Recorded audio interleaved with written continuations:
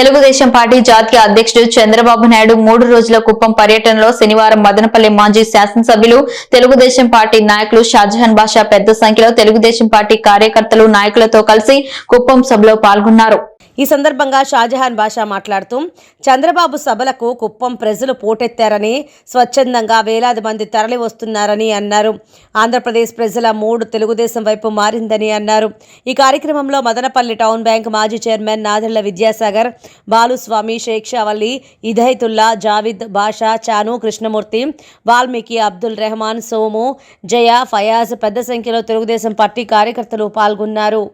అత్యంత విశ్వసనీయ సమాచారం మేరకు ఉమ్మడి చిత్తూరు జిల్లాలోని 14 అసెంబ్లీ నియోజకవర్గాలకు వైకాపా అభ్యర్థులు ఖరారైనట్లు తెలుస్తుంది. చిత్తూరు జిల్లా వైకాపా అభ్యర్థులను ముఖ్యమంత్రి జగన్మోహన్ రెడ్డి దాదాపు ఖరారు చేసినట్లు తెలుస్తుంది.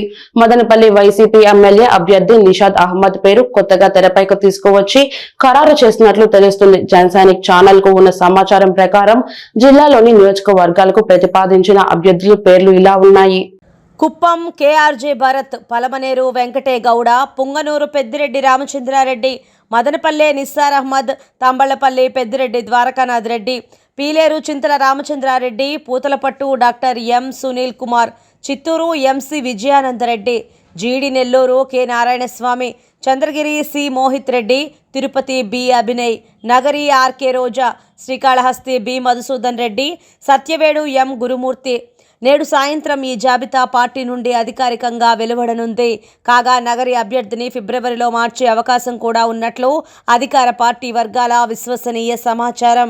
ఈ సందర్భంగా ఆయన మీడియాతో మాట్లాడుతూ ఈ నెల 31వ తేదీ రాత్రి నూతన సంవత్సర వేడుకల్లో మద్యం సేవించి వాహనాలు నడపరాదని, మైనర్ పిల్లలకు వాహనాలు ఇవ్వరాదని, ప్రజలకు ఇబ్బందికరమైన కార్యక్రమాలు చేపడితే చట్టపరమైన చర్యలు తీసుకుంటామని ఎస్ఐ రామకృష్ణ హెచ్చరించారు. మండల ప్రజలు ఘర్షణలకు తావివ్వకుండా నూతన సంవత్సర వేడుకలను జరుపుకునేందుకు ప్రజలు పోలీసులతో సహకరించాలని తెలిపారు. ఈ కార్యక్రమంలో హెడ్ కానిస్టేబుల్ శివరామకృష్ణయ్య, పోలీసులు హరి, శివకుమార్, రాజేష్, రెడ్డి భాష, సుమతి పాల్గొన్నారు.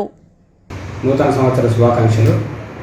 ఈరోజు నాకు రాబడిన సమాచారం మేరకు బండ్లపై వద్ద కోడి పందెం ఆడుతున్నారని సమాచారం రావడంతో నేను నా సిబ్బందితో పాటుగా అక్కడికి వెళ్ళి రైడ్ చేసి వారి వద్ద నుంచి 2 కోళ్ళు మరియు 8 మందిని అరెస్ట్ చేసి స్టేషన్ తీసుకొచ్చి కేసు కూడా నమోదు చేయడం అనేది.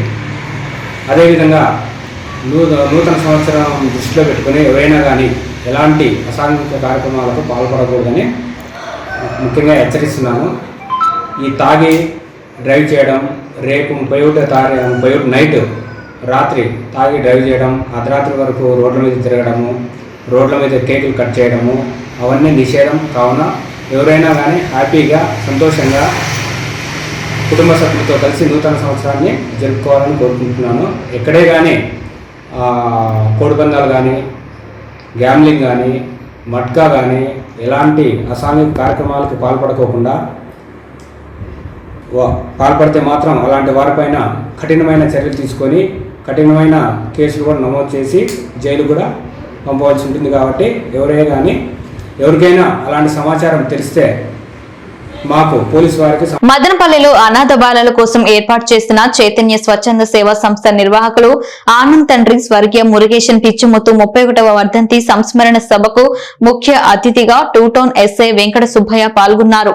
ఈ సందర్భంగా అతిథులు ఫేసు సంస్థ విఎస్ రెడ్డి, ప్రముఖ అడ్వకేట్ బాలజ్యోతి, గ్రామజ్యోతి సొసైటీ సుభద్రలు మాట్లాడుతూ ఆనంద్ తండ్రి మురుగేశన్ పిచ్చిముత్తు వీధి బాలుడుగా అనాథ జీవితాన్ని ప్రారంభించి అనాథాశ్రయాల్లో చదువుకొని ఎగ్జిక్యూటివ్ ఇంజనీర్గా శ్రీశైలం డ్యాంలో పనిచేసి తన జీవితానికి సార్థకత సాధించుకున్న వ్యక్తి అని కొనియాడారు.